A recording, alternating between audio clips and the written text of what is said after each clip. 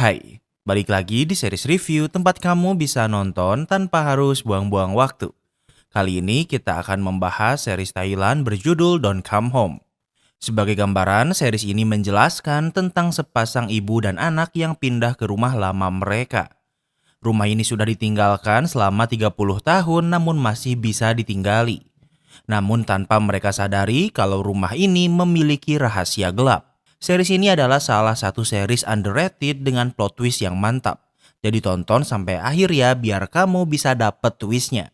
Tanpa berlama-lama, mari kita bahas. Di awal series ini, kita akan berada di jalan raya di tengah malam. Di sebuah mobil, kita melihat seorang ibu bernama Fari yang sedang melakukan perjalanan. Ia bersama anaknya yang masih kecil yang bernama Min. Saat ini, mereka sedang berencana pindah ke rumah lama Fari di pedesaan. มินเดี๋ยวเรามาเล่นซ่อนแอบกันดีไหม Min tidak tahu kemana mereka akan pergi dan juga tidak bisa tidur. Sehingga Fari mengajak Min bermain petak umpet, kemudian Min menutup dirinya dengan selimut. Fari berhenti di pom bensin untuk mengisi bensin. Karena Min bersembunyi membuat petugas pom bensin tidak bisa melihatnya. Setelah mengisi bensin, Fari juga berhenti di minimarket. Fari ingin mengajak Min ke dalam, namun sepertinya Min tertidur sehingga ia membiarkannya. Fari membeli beberapa barang, namun sepertinya ia khawatir dengan kamera CCTV seolah ia sedang melarikan diri. Setelah berbelanja, ia kembali ke mobil, namun di sana ia tidak bisa menemukan Min.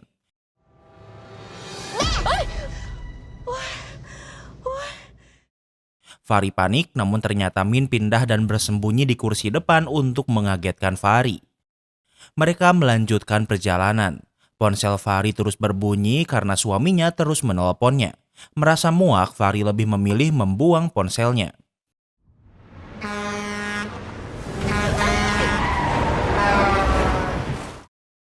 Fari melanjutkan perjalanan, namun karena kelelahan dan mengantuk, ia hampir mengalami kecelakaan namun berhasil selamat. Karena takut, Fari memutuskan untuk tidur daripada melanjutkan perjalanan. Fari tidur hingga pagi tiba saat seorang polisi membangunkannya. Polisi ini hanya memeriksa keadaan Fari dan setelah mengetahui Fari baik-baik saja, Fari bisa melanjutkan perjalanan. Waktu berlalu, mereka akhirnya sampai di rumah tua yang sudah terbengkalai. Rumah ini terlihat seperti di tengah hutan karena tidak memiliki tetangga. Mereka memasukinya walau tidak ditinggali, namun terlihat kalau rumah ini lumayan terawat. Di lantai atas adalah kamar Min yang merupakan kamar Fari saat ia kecil. Dari tas Fari kita bisa melihat kalau Fari membawa sebuah pistol untuk menjaga diri. Tak lama kemudian mereka mendengar suara ketukan pintu. Fari meminta Min menunggu karena ia akan memeriksanya. Namun sebelum pergi, Fari meminta Min untuk tidak membuka gorden. Kemudian Fari membuka pintu dan yang ia lihat adalah pria tua dengan mata yang terluka yang bernama Nati. Nati adalah mantan pekerja ibu Fari dan bertugas menjaga rumah ini dan karena itulah kondisi rumah ini masih dibilang baik. Nati kesini untuk memberi barang keperluan Fari yang ia pesan. Nati melihat beberapa luka lebam di wajah Fari dan Fari menjelaskan ia mengalami kecelakaan saat di perjalanan. นึกถึงคนคนหนึ่งที่ผมเคยเจอ ใครอะคะ Nati berkata kalau Fari mengingatkannya pada seseorang. Namun saat Fari bertanya siapa, Nati menjawab kalau itu sudah lampau dan ia juga tidak terlalu mengingatnya. Nati membawa barang pesanan Fari ke dalam rumah. Nati juga membelikan Fari ponsel baru dengan SIM card baru karena ponsel lama Fari ia buang. Sebelum pulang, Fari memberi Nati uang untuk mengganti belanjaannya dan juga upahnya. Nati berkata jika Fari butuh apa-apa lagi, ia bisa memberitahunya karena rumahnya berada di sekitar sini. Nati memperingatkan saat hujan terkadang listrik rumah mati sehingga Nati meninggalkan lampu senter di rumah. Fari ingat kalau rumahnya memiliki generator namun generator ini sudah lama tidak dinyalakan. Nati melihat ke lantai atas dan saat Fari melihatnya yang ia lihat adalah gorden yang sudah dibuka. Fari bertanya apa yang Nati lihat namun Nati menjawab kalau ia tidak melihat apa-apa. Setelah Nati pergi, Fari menemui Min dan memarahinya karena membuka gorden padahal ia sudah memintanya untuk tidak membukanya. Namun Min menjawab kalau ia tidak membukanya. Ia juga tidak tahu kenapa gordennya terbuka namun Fari tidak mempercayainya. Fahri pergi ke kamarnya dan ia menyimpan pistolnya di laci kamarnya. Di kopernya terlihat Fahri membawa uang sekitar 1 juta baht atau sekitar 460 jutaan rupiah. Fahri mengeluarkan pakaiannya dan meninggalkan uangnya di koper kemudian menyimpannya di kolong kasur. Saat malam tiba, Fahri dan Min ingin menonton TV namun karena TV-nya adalah TV lama mereka tidak mendapatkan sinyal apapun.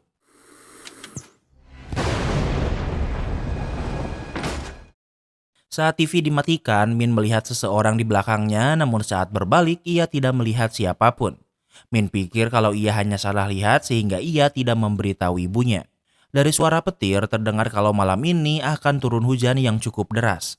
Fahri akan pergi ke atas untuk menutup jendela dan meminta Min untuk menunggu di bawah. Di lantai bawah, Min melihat jendela yang terbuka sehingga ia juga menutupnya. Saat di sana, Min melihat sebuah pintu yang digembok. Min tertarik dengan ruangan ini dan ia melihat ada papan kayu yang ditempel di pintu ini. Tak lama kemudian, Fahri menemui Min dan Min bertanya ruangan apa ini.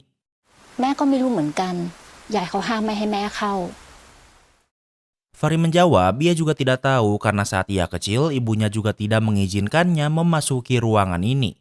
Pintu ini dikunci dan mereka tidak memiliki kuncinya sehingga mereka tidak repot-repot untuk mengeceknya. Mereka makan malam bersama. Min tidak suka rumah ini karena tua. Fahri menjawab, tentu rumah ini tua karena rumah ini dibangun hampir 100 tahun yang lalu. Fahri berencana mengubah rumah ini menjadi hotel atau kafe.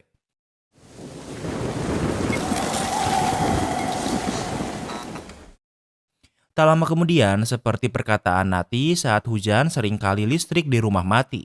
Saat lampu mati, Min melihat sosok menakutkan di belakang ibunya. Listrik kembali menyala dan sebelum mati lagi, Fahri menyiapkan lilin agar tetap ada sumber pencahayaan. Min sangat ketakutan dan berkata kalau ia melihat sesuatu di belakang Fahri, namun tentunya Fahri tidak melihat siapapun.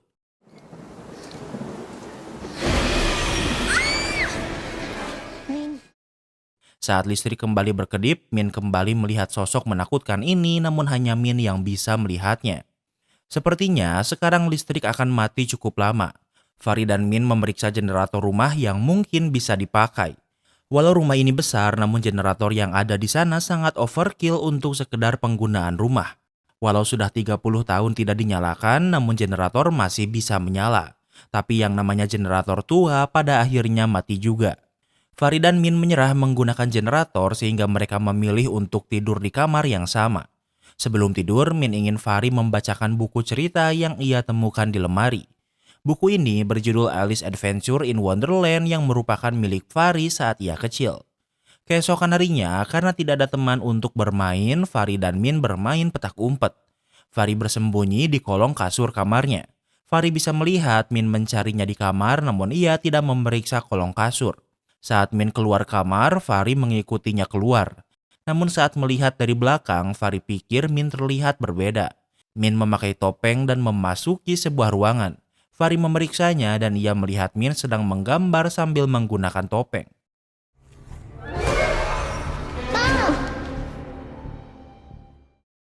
Saat anak bertopeng ini melihat Fahri, ternyata anak itu bukan Min karena ia bisa menemukannya di luar. Saat memeriksa ke dalam ruangan, ia tidak bisa melihat anak itu, bahkan ruangan ini juga berbeda dengan seperti yang ia lihat sebelumnya. Min bertanya, ruangan apa ini? Fahri menjawab kalau ini dulunya adalah kantor nenek Min namun sekarang menjadi gudang. Dari sebuah kardus, Min melihat foto neneknya dan Fahri memberitahu kalau nenek Min meninggal sebelum Min lahir. Selain itu, Min juga menemukan beberapa boneka kertas. Fahri menjelaskan saat ia seusia Min, ia sering bermain boneka kertas dan mengganti pakaiannya. Min sangat menyukainya dan ingin bermain boneka kertas ini. Waktu berlalu, hari sudah mulai gelap. Fahri menyalakan lampu namun ia menyadari ada saklar yang tidak berfungsi. Ia memeriksa dan ia melihat lampu utama yang seharusnya ada chandelier yang sepertinya putus. Fahri dan Min tidur bersama di kamar yang sama. Fahri terbangun karena ia seperti mendengar sesuatu. Min memberitahu ibunya kalau ia melihat seseorang di sisi lain kamar namun Fahri menjawab kalau itu hanyalah mimpi buruk.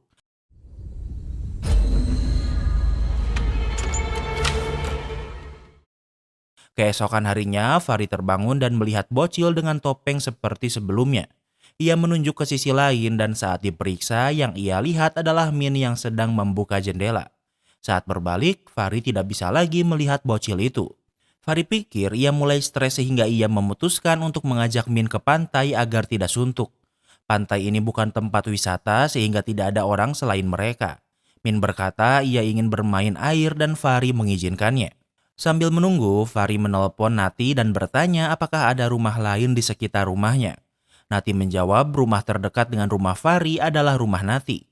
Nati tinggal sendiri dan memberitahu juga tidak ada anak-anak yang sering bermain di sekitar rumah. Di saat yang sama, Fahri menyadari kalau ia tidak bisa menemukan Min. Fahri menjadi panik namun ternyata Min bermain air di sekitar bebatuan. Fahri memarahi Min karena ia berkeliaran dan membuatnya khawatir. Mereka pulang namun terlihat kalau Min ngambek pada ibunya. Di dalam rumah, Min menyobek dan mencoret-coret boneka kertas mainannya. Fahri memarahinya, kemudian Min menangis karena ia tidak ingin tinggal lagi di sini. Di saat yang sama, Fahri melihat anak kecil bertopeng yang berlari. Fahri memeriksanya dan bocil bertopeng ini terus melihatnya. Di saat yang sama, Min pergi dan saat berbalik, bocil bertopeng juga menghilang.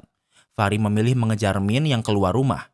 Di luar, Min terus melihat ke arah pepohonan dan melihat sebuah tangan yang muncul dari balik pohon besar. ทำอะไรอ่ะ หนูเห็นคนยืนอยู่ตรงนั้น Min memberitahu ibunya ia melihat seseorang di balik pohon namun ibunya tidak melihat siapapun. Fahri meminta jika Min melihat siapapun jangan mendekatinya dan beritahu ibunya. Fahri dan Min kembali ke dalam rumah. Fahri memeriksa ruang kerja ibunya dan dari kardus ia melihat beberapa penggaris. Selain itu, ia juga menemukan topeng yang bocil bertopeng sering pakai. Di saat yang sama, listrik rumah mulai aneh karena sepertinya malam ini juga akan turun hujan. Mereka makan malam bersama dengan lilin yang dinyalakan untuk jaga-jaga jika listrik mati lagi. Fahri bertanya bagaimana jika mereka pindah ke sini. Min menjawab ia tidak ingin pindah sekolah dan tinggal di sini karena rumah ini membuatnya takut.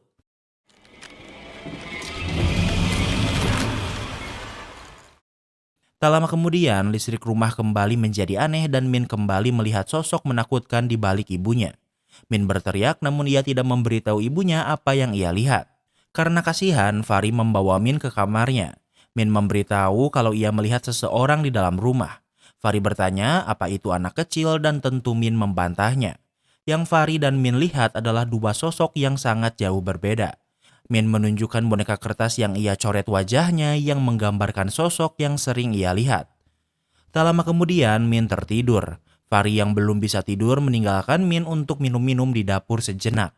Tentu selain rumah ini, Fahri juga memiliki masalah lain yang merupakan alasan kenapa ia membawa Min ke tempat ini. Fahri adalah korban abuse dari suaminya. Karena muak menerima perlakuan ini, ternyata Fahri menembak suaminya. Waktu berlalu, Fahri melihat bocil bertopeng yang ia pikir Min kemudian mencarinya.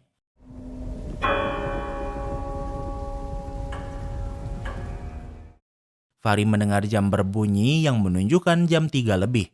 Fahri mendengar suara Min di kamarnya dan saat memeriksanya yang ia lihat adalah kasur Min melayang dan pintunya tertutup. Dengan bersusah payah, Fahri memasuki kamar namun anehnya di kamar itu ia tidak bisa menemukan Min dimanapun. Fahri mencari di seluruh penjuru rumah namun ia tidak bisa menemukannya. Fahri mencari di sekitar hutan hingga terjatuh namun hasilnya masih nihil. Keesokan harinya kita akan melihat seorang polwan bernama Fah yang ditugaskan untuk memeriksa laporan Fahri. Fah datang ke rumah Fahri sendirian dan saat ini ia juga sedang hamil tua. Fahri bingung kenapa hanya Fah yang datang namun Fah menenangkan kalau polisi lain akan segera menyusul. Fah menyadari wajah Fahri dipenuhi luka namun Fahri hanya berkata kalau ia hanya terjatuh.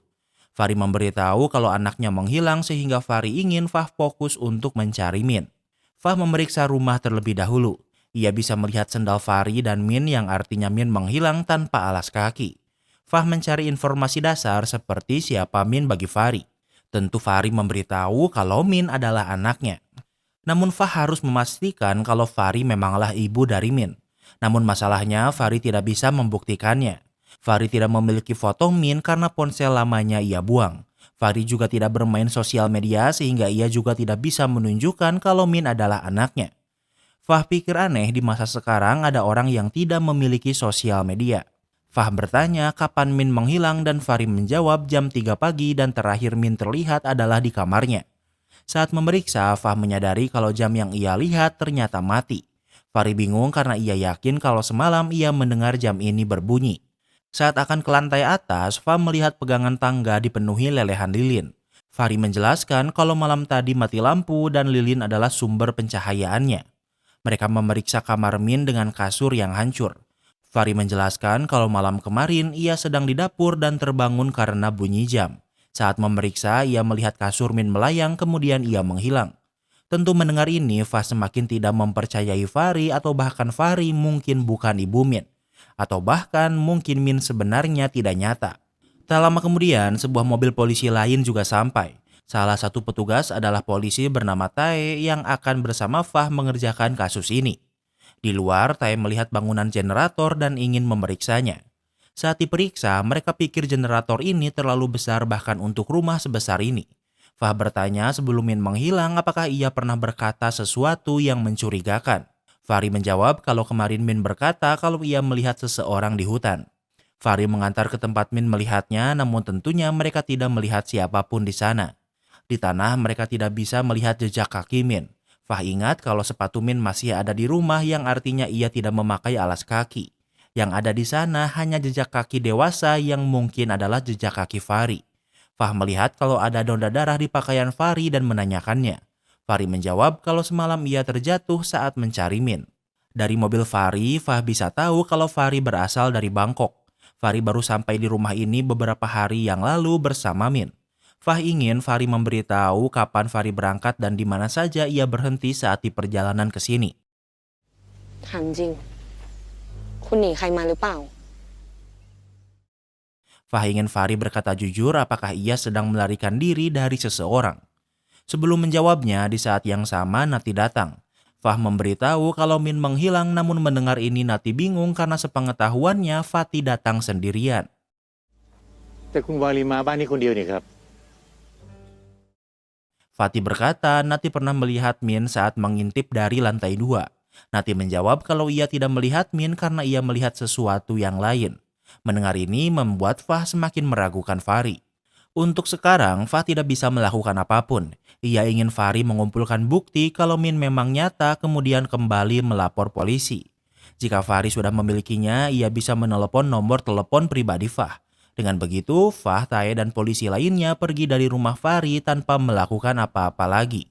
Fahri sendiri bingung apa yang harus ia lakukan dan hanya bisa menangis. Nati bertanya apa ada yang bisa ia bantu. Fahri bertanya apa Nati benar-benar tidak pernah melihat Min dan Nati mengiyakannya. แล้ววันก่อนลุงตกใจอะไรตอนที่ลุงมองไปที่หน้าต่างห้องนอนอะ Fahri bertanya apa yang ia lihat di lantai 2 saat mereka pertama kali bertemu. Nati tidak menjawabnya, namun ia akan membantu Fahri mencari Min.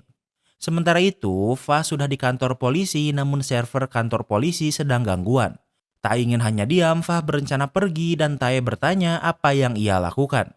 Fah menjelaskan kalau ia ingin mencari bukti untuk bisa membantu Fahri karena ia juga akan menjadi seorang ibu. Fah pikir kalau Fahri tidak berbohong, namun di saat yang sama juga tidak ada bukti kalau Min memang nyata.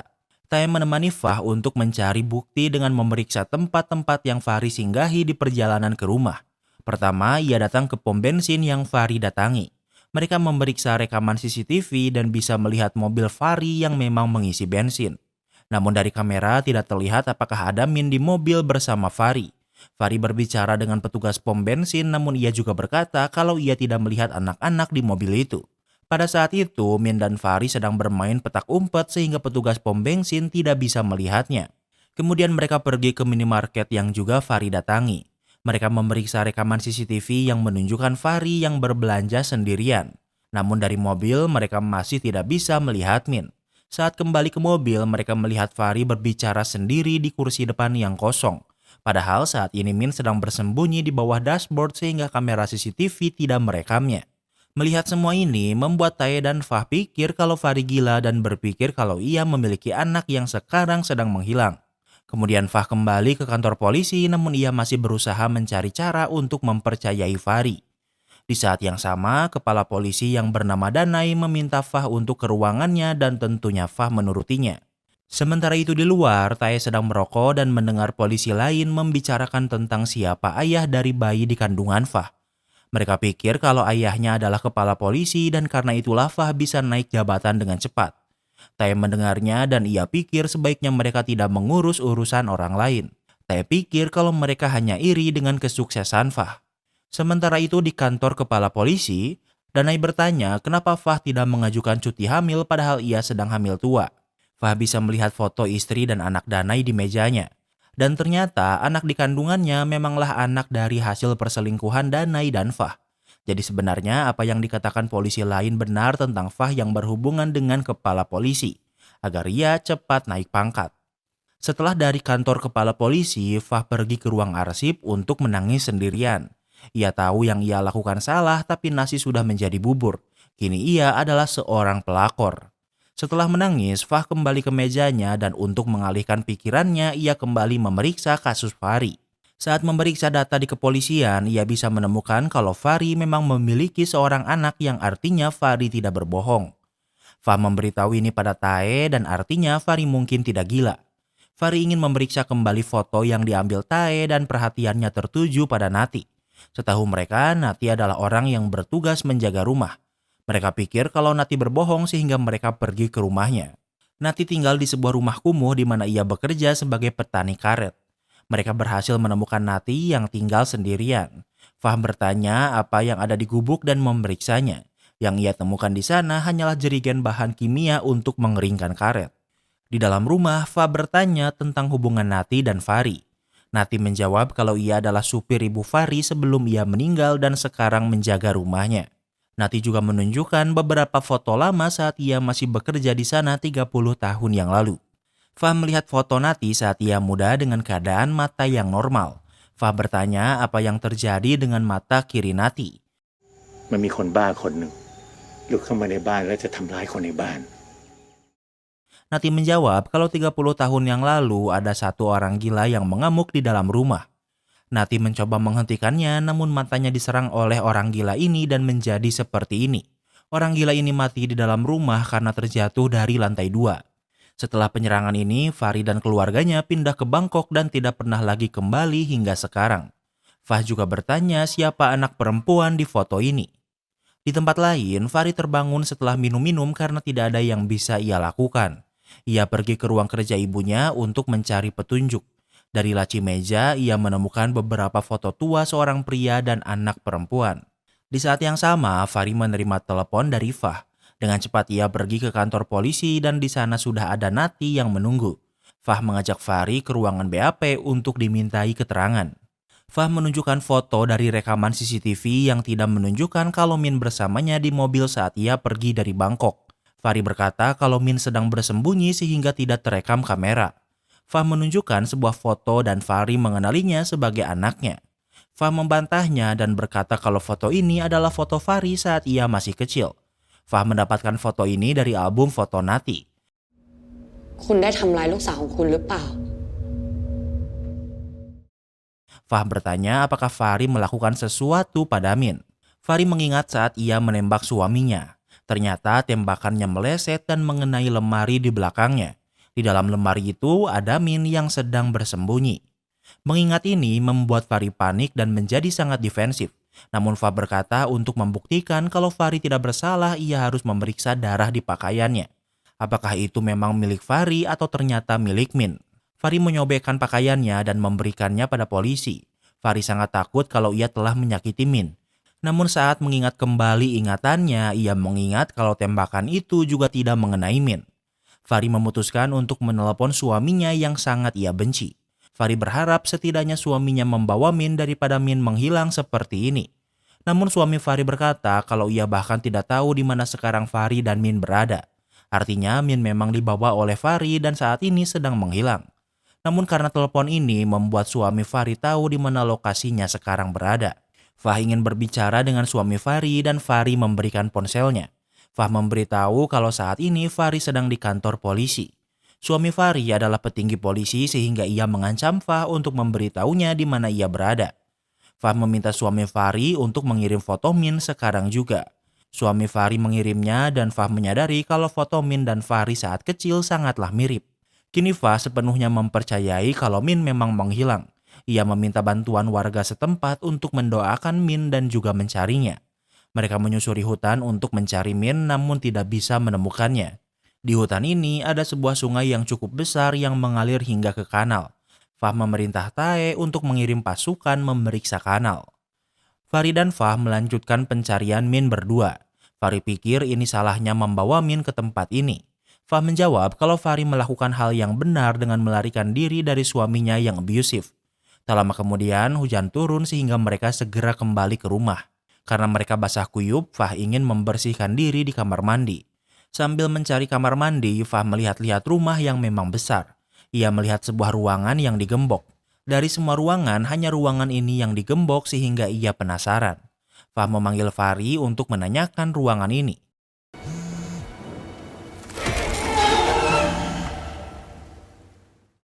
Seseorang menelponnya sehingga Fah membalikan badan dan ia tidak melihat ada sosok menyeramkan di belakang Fahri. Yang menelponnya adalah Tae yang memberitahu kalau di kanal mereka tidak menemukan Min. Fahri memberitahu kalau ia sudah memeriksa semua ruangan di rumah kecuali ruangan yang digembok ini.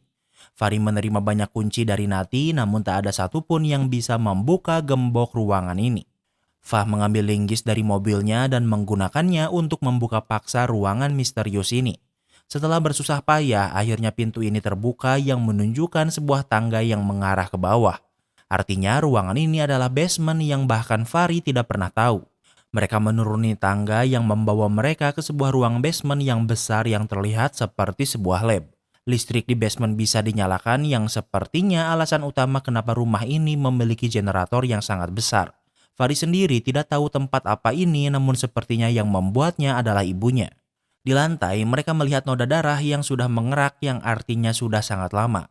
Di sana banyak pecahan kaca dan sebuah terpal yang menutup sesuatu. Fah membukanya dan yang mereka lihat adalah sesuatu yang mirip kandang yang terbuat dari kaca.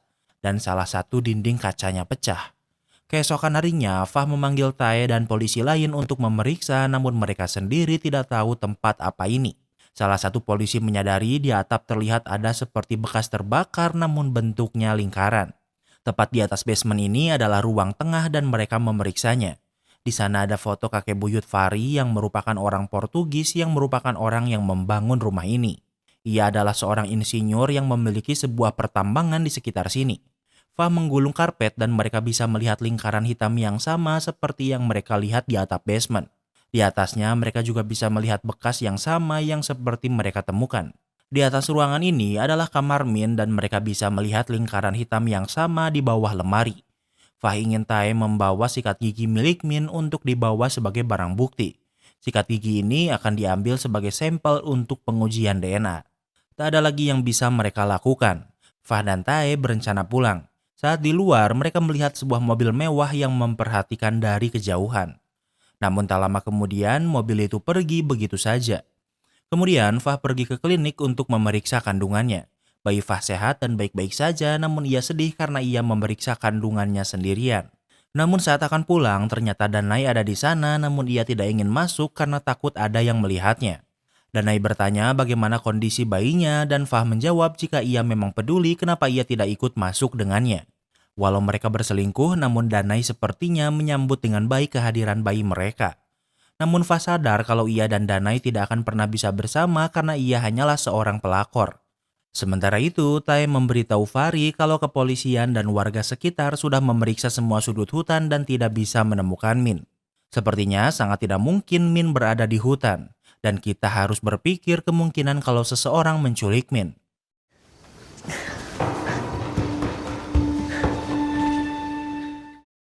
Di malam hari saat Fahri sedang mandi, tiba-tiba listrik rumahnya berkedip padahal hari ini tidak hujan. Fahri mendengar suara langkah kaki sehingga ia pergi memeriksanya namun ia tidak menemukan siapapun. Sebelum memeriksa lebih jauh, Fahri menelepon telepon pribadi Fah karena sebelumnya ia memberikannya. Fahri memberitahu kalau sepertinya ada seseorang di rumahnya. Fah meminta Fahri bersembunyi dan menunggunya yang akan segera ke sana. Namun Fahri berkata ia memiliki pistol dan akan memeriksanya sendiri. Fahri melihat cahaya dari ruang basement yang baru ia buka.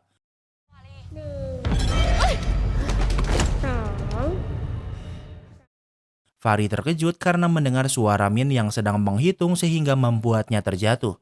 Fahri kembali ke atas karena ia bisa mengenali suara Min. Ia melihat bocil bertopeng yang sedang bermain petak umpet. Fahri mengejarnya memasuki ruang kerja ibunya, namun bocil itu tiba-tiba ada di luar. Fahri melihat kamar Min juga bercahaya. Minอยู่ในนี้หรือเปล่าลูก Saat memeriksanya, di sana ia melihat benda-benda di sana melayang seperti saat Min menghilang. Lingkaran hitam di bawah lemari adalah sumber dari cahaya itu.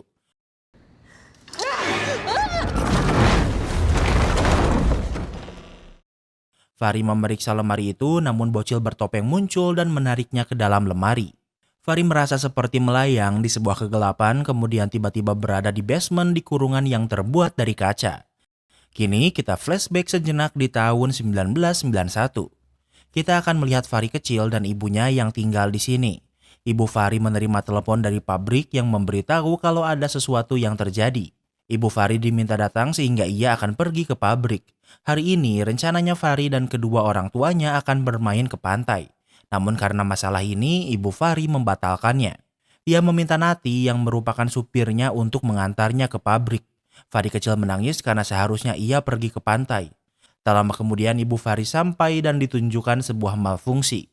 Sepertinya Ibu Fahri sedang menguji sesuatu yang menunjukkan sebuah awan hitam berbentuk lingkaran. Dari lingkaran itu terlempar sebuah sepatu seperti yang dipakai Ibu Fahri namun dengan hak yang patah. Dari kejadian ini, Ibu Fahri semakin sibuk meneliti penelitiannya dan tidak memiliki waktu untuk Fahri. Ayah Fahri adalah ayah yang baik dan sering menemaninya bermain. Suatu malam Fahri terbangun di tengah malam. Ia melihat ibu dan ayahnya bertengkar karena Ibu Fahri tidak memiliki waktu untuk Fahri. Ibu Fahri tidak ingin keluar dari pekerjaannya dan menjadi ibu rumah tangga agar bisa mengurus Fahri. Ibu Fahri pergi ke kamar mandi dan menangis karena membiarkan Fahri melihat pertengkarannya. Keesokan harinya, Fahri dan kedua orang tuanya sedang berkendara ke pantai. Namun Ibu Fahri semakin dingin pada Fahri sehingga ayah Fahri bingung kenapa Ibu Fahri ikut kalau ia hanya akan mengabaikan Fahri. Ayah Fahri minta Ibu Fahri setidaknya pura-pura senang agar Fahri juga senang. Namun ia malah menjadi agresif dan meminta ayah Fahri untuk berhenti.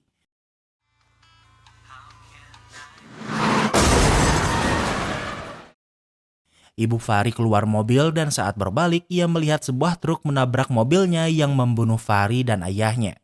Karena kematian ini membuat Ibu Fahri sangat terpukul dan menjadi stres. Ibu Fahri sangat sedih bahkan ia berencana bunuh diri. Namun sebelum ia melompat, ia melihat hak sepatunya patah. Ia memanjat dinding namun di bawahnya ia melihat lingkaran hitam yang pernah ia lihat sebelumnya. Tanpa sengaja Ibu Fahri menjatuhkan sepatunya ke dalam lingkaran itu dan menghilang bersamanya. Melihat ini, Ibu Fahri sadar kalau lingkaran ini merupakan fenomena time travel. Ia memutuskan untuk melakukan penelitian tentang mesin waktu dan memulainya dengan memasang generator besar di rumahnya. Ia menjadikan basement rumahnya sebagai lab penelitiannya. Setelah cukup lama melakukan trial error, Ibu Fahri harap ia bisa mengembalikan tubuhnya ke tahun sebelum anak dan suaminya meninggal. Namun berapa kali pun ia mencoba, hasilnya selalu gagal. Saat ia frustasi dengan memukuli peralatannya, kini lingkaran asap yang ia nantikan muncul. Yang diinginkan Ibu Fahri adalah mengirim dirinya ke masa lalu. Namun alat yang ia buat justru bekerja sebaliknya dengan membawa orang dari masa depan ke masa sekarang. Dan yang ia culik adalah Min. Ibu Fahri merawat Min yang mencari ibunya, namun tentunya ia tidak bisa menemukannya karena saat ini ia berada di timeline yang berbeda. Belajar dari kesalahannya sebelumnya, Ibu Fahri benar-benar merawat Min seperti anaknya sendiri, apalagi Min dan Fahri berada di usia yang sama. Ibu Fahri merawat Min dengan dipenuhi kasih sayang dan tentunya akhirnya Min pun luluh dan bisa menerimanya seolah ia adalah ibunya. Saat berjalan-jalan di pasar, Min melihat boneka kertas yang pernah ibunya tunjukkan. Ibu Fahri membelikan boneka kertas itu dan Min juga ingin sebuah topeng. Topeng yang sama dengan bocil bertopeng yang sering Fahri lihat di rumah. Saat pulang ke rumah, Nati dan ART lain bertanya siapa Min karena ini adalah pertama kalinya mereka melihat Min. Ibu Fahri memberitahu kalau Min adalah keponakannya yang saudaranya minta jaga. Di malam hari, Min makan malam bersama Ibu Fahri. Min melihat ke arah belakang Ibu Fahri dengan takut karena biasanya ia melihat hantu di sana. Namun kali ini ia tidak melihat hantu itu. Min berkata kalau ia ingin menelepon ibunya. Ibu Fari menunjukkan telepon rumah jadul dan tentunya Min tidak pernah melihat telepon ini. Min tahu nomor teleponnya, namun saat Ibu Fari mencoba meneleponnya, teleponnya tidak terhubung. Min memberitahu kalau ia berasal dari Bangkok, namun Ibu Fari sadar kalau nomor telepon yang diberikan Min bukanlah kode Bangkok. Min menambahkan kalau nomor ini adalah nomor ponsel dan mendengar ini, Ibu Fari sadar kalau Min berasal dari masa depan. Walau Ibu Fari sangat menyayangi Min, namun ia tahu kalau ia tidak bisa menculik Min dan mengakuinya sebagai anaknya. Namun semakin lama waktu yang mereka habiskan bersama membuat mereka semakin menyayangi satu sama lain. พ่อแม่ของเด็กยังไม่มารับกลับไปหรอครับ Suatu hari, Nati bertanya kenapa orang tua Min masih belum membawanya. Ibu Fari menjawab kalau orang tua Min memberikan Min padanya untuk ia asuh. Mereka terlalu miskin untuk merawat Min. Ibu Fari ingin Nati tidak lagi membicarakan ini. Ibu Fari menjalani hidup selayaknya Min adalah anaknya. Semua bocil bertopeng yang Fari lihat sebenarnya adalah Min. Min sering bermain petak umpet dan permainan lainnya. Di lemari, Min melihat buku Fari yang ingin Fari bacakan. Kini, Ibu Fari membacakan buku cerita ini namun bukan untuk anaknya, melainkan untuk Min. Setelah menyia-nyiakan hari-hari Fari, Ibu Fari tidak ingin mengulangi kesalahan yang sama. Ibu Fari kembali menyalakan lab basement yang ia buat. Ia mencoba sekali lagi apakah ia bisa memanggil Fari anaknya yang asli. Namun yang kini ia panggil adalah Fari yang seperti sebelumnya. Kini kita akan memiliki dua timeline, yaitu di 1992 dan 2024. Kembali ke tahun 2024. Fah pergi ke rumah Fari karena khawatir.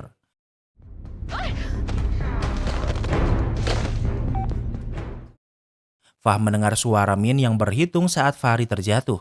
Tak lama kemudian Fah sampai di rumah Fari, namun Fari sudah berpindah timeline. Di sana Fah tidak bisa menemukan Fari, namun ia bisa menemukan ponsel Fari di kamar Min. Fah memanggil polisi lain untuk memeriksa. Di kamar Fari, mereka melihat koper Fari dengan uang sekitar 1 juta baht.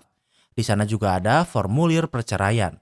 Fah meminta polisi untuk menjadikan koper ini sebagai barang bukti. Saya pikir jika Fari melarikan diri, tidak mungkin ia meninggalkan uang dan barang-barangnya. Fah setuju karena semalam ia mendengar suara aneh di telepon Fari. Di kantor Ibu Fari, Fah melihat foto Ibu Fari. Foto pemakaman Fari yang asli dan ayahnya juga ada di sana, namun tentunya Fah dan Tae tidak mengenalinya. Tak lama kemudian Nati ke rumah dan Nati juga memberitahu kalau ia belum bertemu Fari sejak kemarin.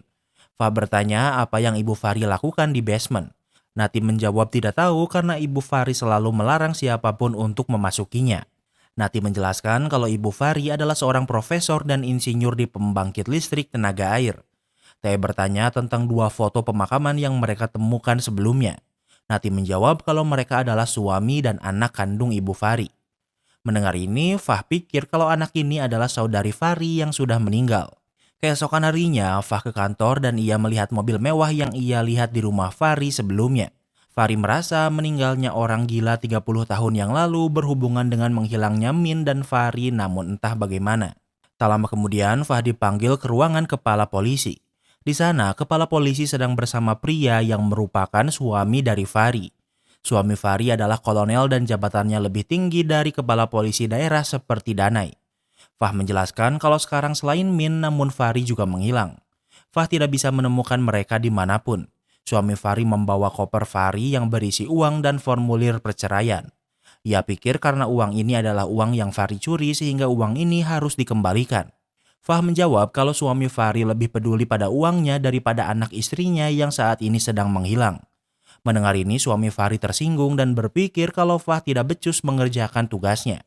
Fah kini mencurigai suami Fari karena kemarin ia melihat mobilnya di luar rumah Fari. Fari juga berkata kalau ada seseorang di rumahnya sebelum ia menghilang. Sehingga Fah pikir kalau pelakunya adalah suami Fari. Namun suami Fari membantahnya karena semalam ia tidur di hotel dan kepala polisi bisa memperkuat alibinya. Fah kembali ke ruang berkas untuk menangis. Namun saat di sana ia melihat sebuah berkas bertuliskan insiden penyerangan di rumah Fari di tahun 1992. Ia memeriksanya dan di sana ia melihat beberapa foto seperti pistol yang digunakan penyerangan. Barang buktinya masih ada di sana dan pistol ini masih tersimpan rapih dengan sedikit noda darah. Kembali ke timeline 1992. แกเป็นใครทำไมมาเรียกฉันว่าแม่ Fahri mengenali ibunya dan memanggilnya, namun ibu Fahri tentu tidak mengenali Fahri. Fahri menunjukkan ia membawa pistol kemudian menyimpannya di lantai kalau ia bukan ancaman. Fahri sangat kebingungan sementara ibu Fahri membawa pistol Fahri kemudian menguncinya di sana. Ibu Fahri bertanya kenapa ia tahu nama anaknya dan tentu Fahri berkata karena ia adalah anaknya. Namun tentu ibu Fahri tidak mempercayainya karena anak kandungnya sudah meninggal karena kecelakaan. Ia tidak mempercayai Fahri dan memilih meninggalkannya di basement. Ibu Fahri masih tidak mempercayai Fahri namun ia memberinya makanan agar tetap hidup. Fahri memohon agar ibunya membebaskannya namun ibu Fahri masih waspada padanya. Fahri menjelaskan kalau ia sedang mencari anaknya dan entah bagaimana ia berada di sini. Ibu Fahri menyadari kalau Fahri adalah ibu Min. Ibu Fahri sudah sangat menyayangi Min sehingga ia tidak ingin memberikan Min pada Fahri. Ibu Fahri meminta bantuan Nati sehingga Nati ke basement namun yang ia lakukan hanya melihat Fahri. Nati tidak melakukan apapun sehingga Fahri kembali memakan makanannya. Namun tiba-tiba ia merasa pusing dan meminta pertolongan.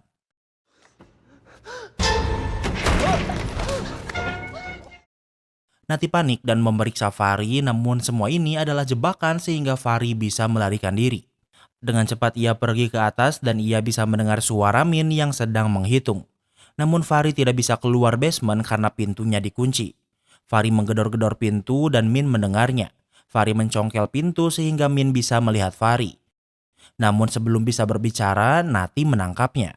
Di saat yang sama, ibu Fahri bertanya apa yang Min lakukan di sini. Min berkata ia melihat seseorang di sana. Ibu Fahri meminta Min untuk tidak bermain di dekat basement lagi. Setelah Min pergi, ibu Fahri meminta Nati membawa Fahri pergi dan jangan sampai ia bisa menemukannya lagi. Kembali ke timeline 2024, Fah menunjukkan pistol dari barang bukti pada ahli pistol. Ia bisa mengenali pistol ini diproduksi di awal tahun 2000-an.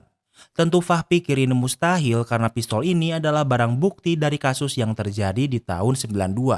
Saat diperhatikan ternyata polisi yang menangani kasus ini adalah ayah Fah yang merupakan polisi yang sudah pensiun. Kemudian Fah membawa Tae ke hotel. Ia bingung karena bukannya seharusnya mereka menemui ayah Fah. Tujuan Fah ke sini adalah untuk memeriksa rekaman CCTV untuk membuktikan kalau alibi suami Fahri yang berkata ia di hotel adalah benar. Setelah memeriksa rekaman CCTV, mereka mengkonfirmasi kalau Danai dan suami Fahri memang berada di hotel. Di restoran, mereka ditemani dua wanita penghibur dan menghabiskan malam bersama. Mereka berdua memang adalah contoh pria hidung belang. Walau melihat ini membuat Fah kesal, namun setidaknya suami Fahri berkata jujur kalau ia memang berada di hotel. Fah kini menjadi bad mood dan ia ingin pergi ke rumahnya sendirian tanpa Tae. Saat di perjalanan, Fah diberitahu kalau pistol dari kasus 92 didaftarkan atas nama suami Fahri di tahun 2006. Tentu Fah pikir kasus ini semakin aneh karena bagaimana pistol dari tahun 2006 bisa berada di barang bukti di kasus 92. Tak lama kemudian, Fah sampai di rumah ayahnya. Fah datang tanpa memberitahu dan hubungan mereka sangat buruk. Ayah Fah adalah pensiunan polisi yang tinggal sendirian. Ia pemabuk dan juga pemalas. Fah kesini untuk bertanya kasus penyerangan di tahun 92. Ayah Fah mengingatnya. Fah bertanya siapa wanita yang mati dengan keadaan wajah yang terbakar. Ia menjawab kalau wanita ini adalah wanita gila yang menyerang pemilik rumah. Wanita ini tidak memiliki identitas dan wajahnya hancur sehingga mustahil untuk mengenalinya. Wanita ini hanya memiliki sebuah pistol dan sebuah kertas dengan nomor aneh. Ia pikir mungkin nomor ini adalah nomor lotre. Sebelum pergi, ayah Fah memintanya untuk pulang minimal setahun sekali di setiap peringatan kematian ibunya. Fah menjawab kenapa ia mempedulikannya padahal saat ibu Fah masih hidup yang ia lakukan adalah memukulinya. Ayah Fah menjawab kalau Fah tak berbeda jauh darinya. Fah bersedia menjadi pelakor agar bisa cepat naik jabatan. Kembali ke timeline 1992. Saat ini Nati sedang membawa Fahri dengan mobil. Fahri melihat Nati memegang sebuah pistol dan ia tahu kalau Nati berencana membunuhnya.